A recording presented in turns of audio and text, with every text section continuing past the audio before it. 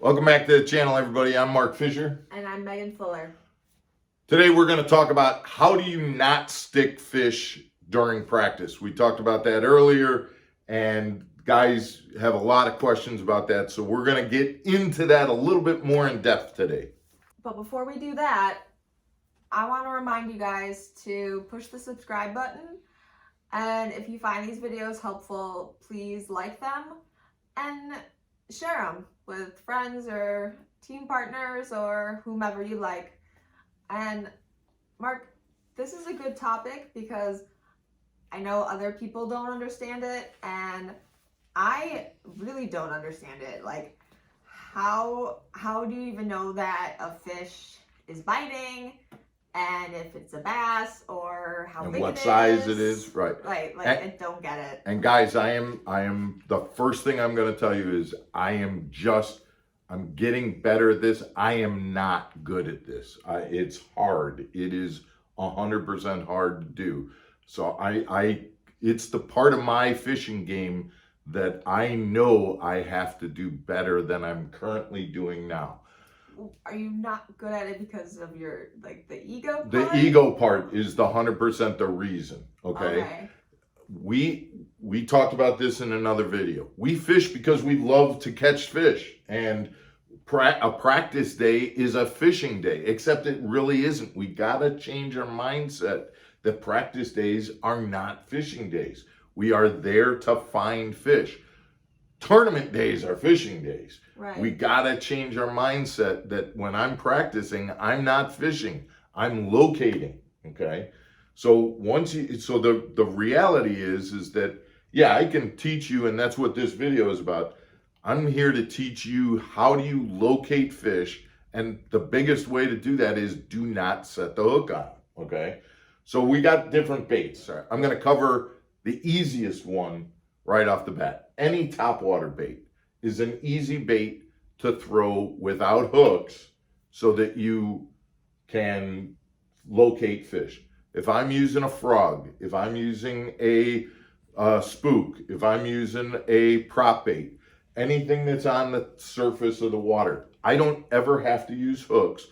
If it's a spook or a prop bait that's got treble hooks, I'm going to keep those hooks on it because I don't want to change the weight or the cadence of that bait. So I keep the hooks on it, but I bend the hooks in, and you got to make sure that you bend them in completely. Just bending them in a little, they'll hit that bait and you'll still end up hooking them. And from that standpoint, if you're paying attention, you don't have to worry about knowing whether it was a fish or what size. You're going to see it. That fish is going to explode on the surface.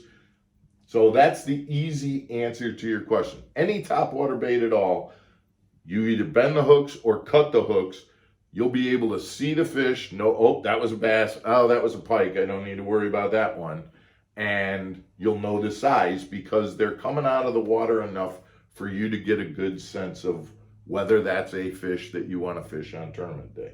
So even though the line is out pretty far, the fish will jump out of the water enough that you'll actually be able to, wow, that's a lot of attention. And you do have to pay attention. I'm telling you, there's a lot of times when you'll throw a frog out there and you'll be reeling it in and looking at something else and you'll hear that blow up.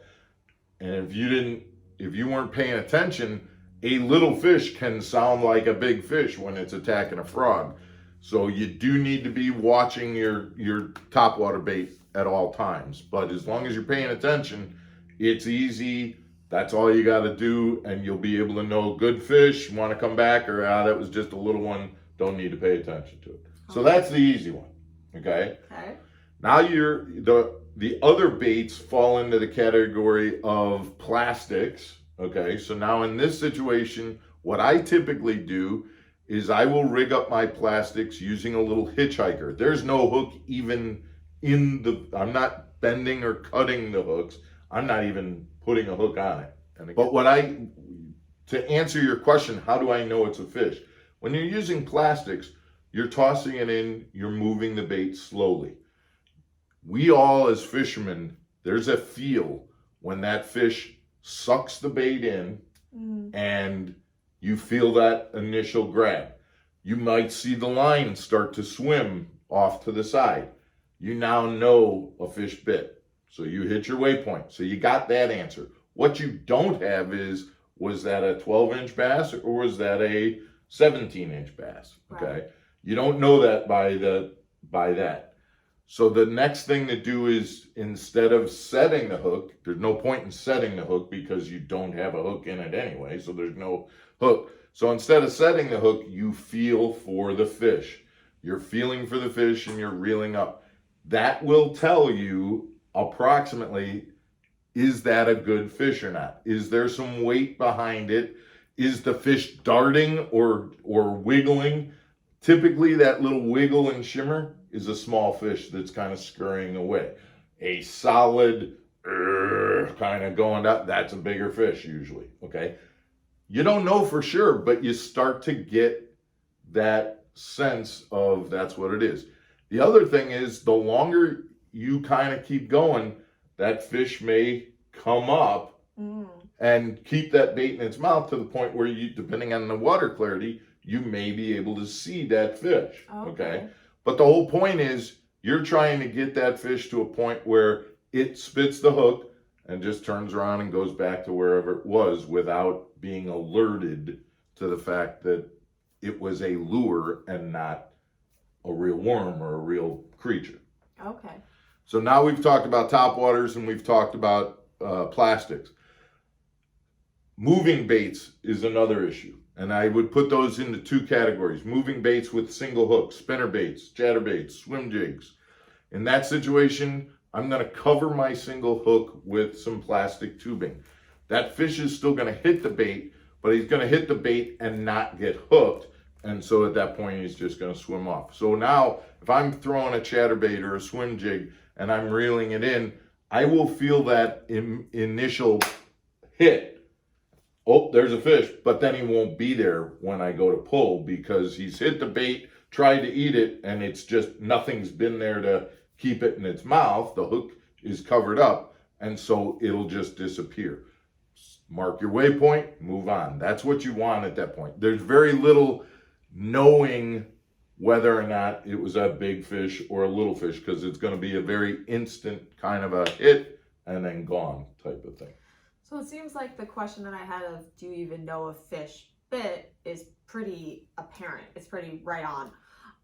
But the size and all of that, that is a bit more difficult and less clear cut. And so you have to also kind of look at the type of fishing you're doing and whether or not it makes sense to even know or care about the size. If I'm going down this bank and I've not used a hook, but I've gotten 10 bites going down this bank, I'll take my chances come Derby Day. Because that 10 bites, I'm probably going to fill out my limit. They might not be the right size to win, but I'd like to have a limit, and this is a bank I can do it. And if I go down that bank during practice and I stick all 10 of those fish, I might not get a limit out of that bank when I come back there. So I would, sometimes you just have to take your chances, know that you got a lot of fish in this area, and you'll come back and see what they're like on tournament day. Okay.